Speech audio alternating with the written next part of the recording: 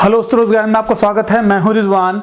Business standard website ने एक सर्वे किया था दिसंबर 2021 में, जिसमें ये इंडिया के बारे में बताया गया था कि इंडिया स्कैमर्स में जो स्पैम्स कॉल्स होती हैं या फ्रॉड होते हैं, जो ऑनलाइन फ्रॉड होते हैं या किसी तरीके की जॉब्स के फ्रॉड होते हैं, वो इंडिया 4th नंबर पे आ चुका है। इवन साउथ अफ्रीका और ब्राज़ील भी इसके ऊपर में है। लेकिन अब यहाँ पे एक सवाल खड़ा होता है कि जो स्कैमर्स हैं वो आखिरकार है कौन, और जो फंस जाते हैं जो लोग वो हैं कौन। आपने बहुत सारे लोगों को देखा होगा, क्योंकि मैंने इसके पहले भी बहुत सारे वीडियोस बनाए हैं फ्रॉड पे, फेक पे, कि बचना कैसे है। आज भी मैं इस वीडियो में बताऊंगा कि आखिरकार जो जॉब के लिए बाहर अप्लाई करते हैं उनके साथ में जो फ्रॉड होता है।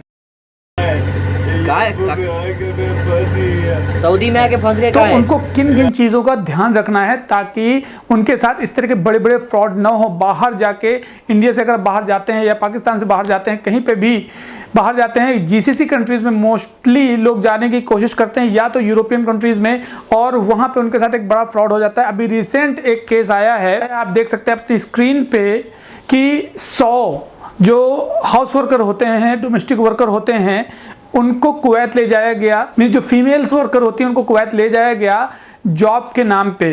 और इसके पहले भी बहुत सारे ऐसे केसेस आपने सुने होंगे कि वहाँ पे जॉब के नाम पे ले जाने के बाद में वहाँ पे तस्करी चालू हो जाती है। बिल्कुल रिसेंट केस है, ये न्यूज़ में भी आया होगा, आपने देखा होगा, स्क्रीनशॉट आप देख सकते हैं।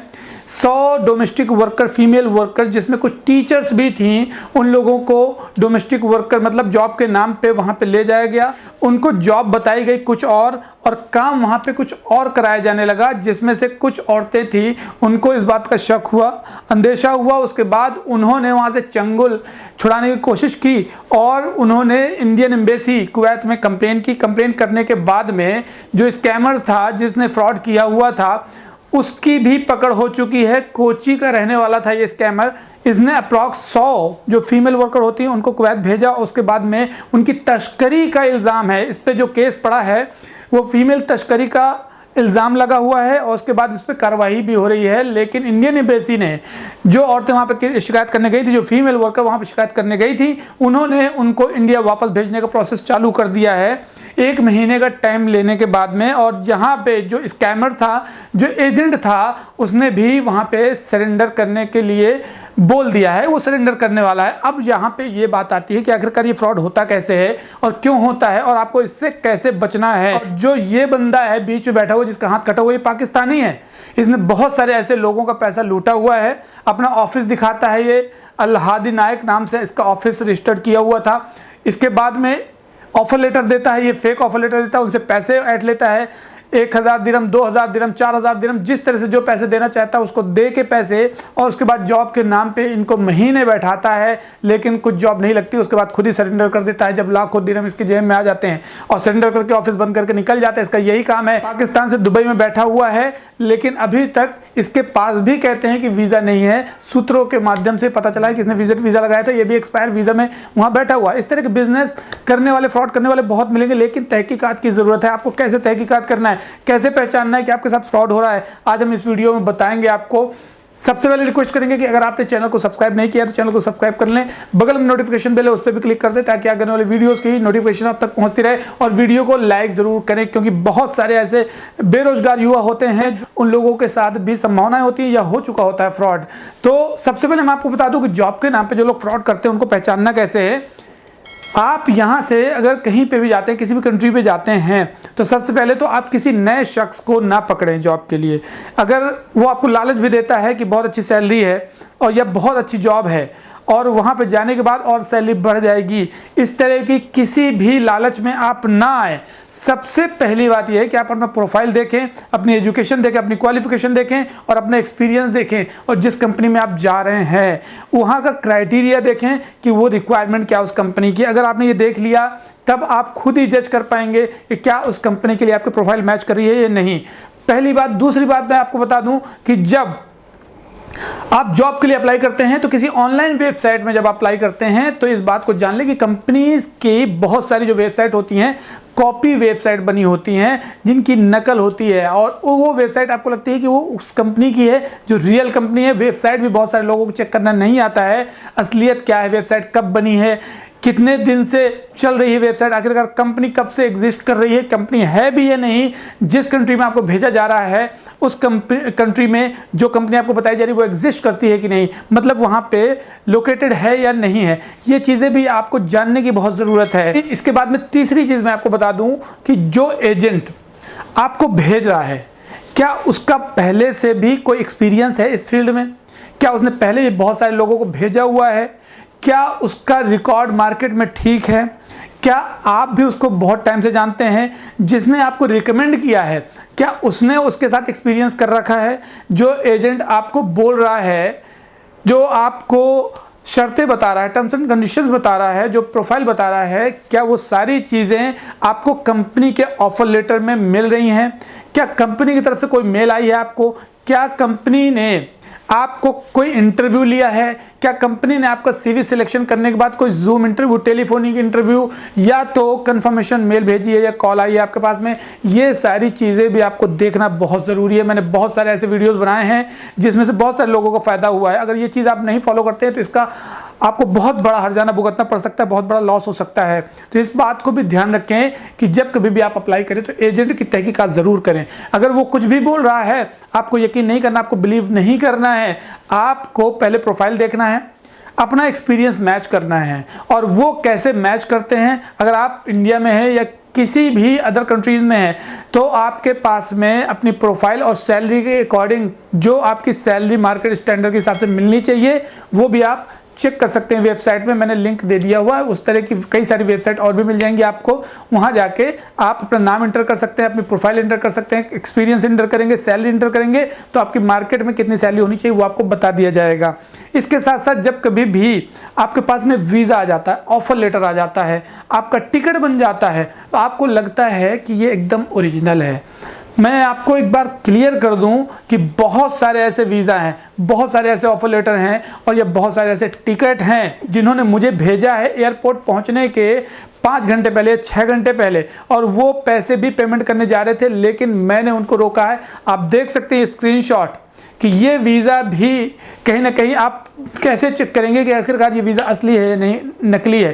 जैसे सऊदी का वीज़ा हो, चाहे दुबई का हो या साउथ अफ्रीका का वीज़ा हो, कोई भी वीज़ा हो, अब यहाँ पे बहुत सारी चीज़ें चेक करनी पड़ती है, वेरीफाई करनी पड़ती हैं, वो आपको जानना ज़रूरी है। मैंने लिंक दे दिया है कि आखिरकार वीज़ा कैसे चेक करते हैं, सऊदी का वीज़ा कैसे चेक करते हैं, दुबई का वीज़ा कैसे चेक करते हैं, कुवैत का वीज़ा कैसे चेक करते हैं और अदर कंट्रीज़ के भी कई सारे वीज़ा है कैसे चेक करते हैं। मैंने लिंक दे दिया है, वो भी आप ज़रूर देखें वीडियो ताकि आपको भी पता चल जाए, या तो मैंने नंबर भी दे दिया है, आप मुझे भी अपना जो ऑफर लेटर है या तो आपका वीज़ा है और या तो अपना टिकट है वो सेंड कर सकते हैं। मैं भी आपको टाइम निकाल के चेक करके वेरीफाई करके बताऊंगा। लेकिन अब आपके साथ में क्या होता है कि जब सारी चीज़ें आपको पास में आ जाती हैं, अब एक पैसे का जो अमाउंट होता है, आपको मैं बता दूं कि बहुत सारे लोगों ने अपनी वेबसाइट में लिंक जनरेट किया हुआ होता है आपको पेमेंट का, कि अगर आप पेमेंट करेंगे, रजिस्ट्रेशन करेंगे, 1000 रुपये रजिस्ट्रेशन का लगेगा या 5000 रुपये आपको रजिस्ट्रेशन का लगेगा।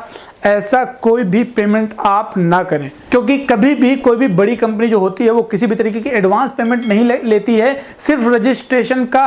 अगर आप रजिस्ट्रेशन कर रहे हैं तो आखिरकार उसका कुछ आपको बेनिफिट मिलना चाहिए। रजिस्ट्रेशन किसी भी कंपनी में आप अगर करते हैं तो आपको फ्री ऑफ चार्ज होता है अगर आपकी जेन्युइन कंपनी है तो। लेकिन अगर आप फ्रॉड कंसल्टेंट जो होते हैं वो रजिस्ट्रेशन के लिए अपना अकाउंट नंबर वगैरह ऐड कर देते हैं, उस पर आप क्लिक करेंगे तो आपकी पेमेंट ट्रांसफर हो जाएगी, लेकिन आपको कोई बेनिफिट नहीं मिलेगा। तो अगर आप पेमेंट ट्रांसफर कर रहे हैं उसका कुछ बेनिफिट होना चाहिए, आपके पास में रिप्लाई आना चाहिए, मेल आना चाहिए, जॉब एप्लीकेशन आपके पास में पहुंच जाना चाहिए, या तो आपका इंटरव्यू करवाना होता है वो होना चाहिए। बहुत सारे ऐसे मैंने देखे हैं कि जो ये सारी चीज़ें फॉलो नहीं करते, सीधे पेमेंट ट्रांसफर कर देते हैं, उसके बाद उनका नंबर ब्लॉक हो जाता है।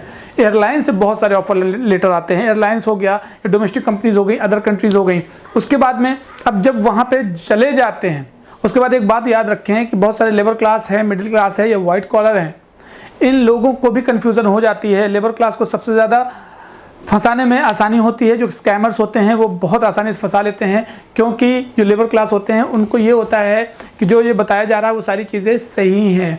तो आप एक बात ध्यान रखें कि आप किसी भी अनजान आदमी, अनजान शख्स के साथ में कभी भी पेमेंट ना करें, ना ही कोई कमिटमेंट करें, ना ही ये अग्री करें कि आप इस जॉब के लिए तैयार हैं, जब तक वो आपके आसपास के एरिया का ना हो, जब तक आपके जान पहचान का ना हो।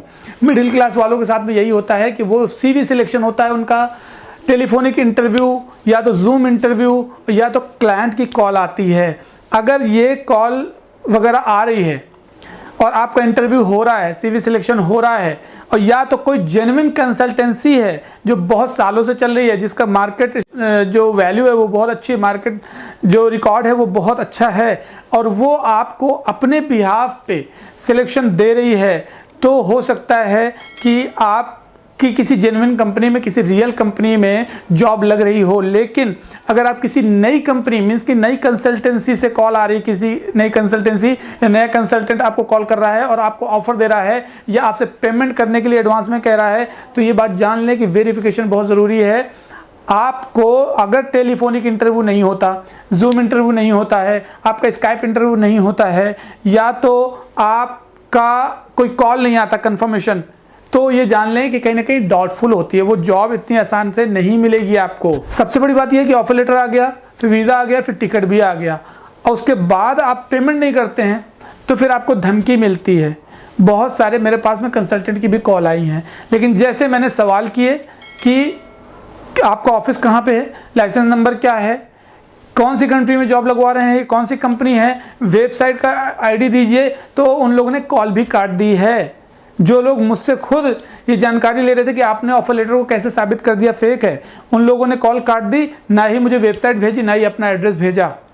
तो इसका मतलब कहीं ना कहीं लोग बेवकूफ़ बना देते हैं उन लोगों को जो अनजान होते हैं, जो जानकार नहीं होते हैं। तो किसी भी आप कंसल्टेंट से अगर बात करते हैं तो निसंकोच होकर उसका ID लें, उसका एड्रेस लें, और उसको गूगल में भी वेरीफाई कर सकते हैं बहुत आसानी से। गूगल में वेरीफाई करने के बाद में आपको रिव्यूज़ ज़रूर देखना है कि उस ऑफिस के, उस कंसल्टेंसी के रिव्यूज़ क्या हैं, उस ऑफिस का जो एड्रेस दिया है क्या वो वहाँ पे एड्रेस एग्जिस्ट करता है या नहीं।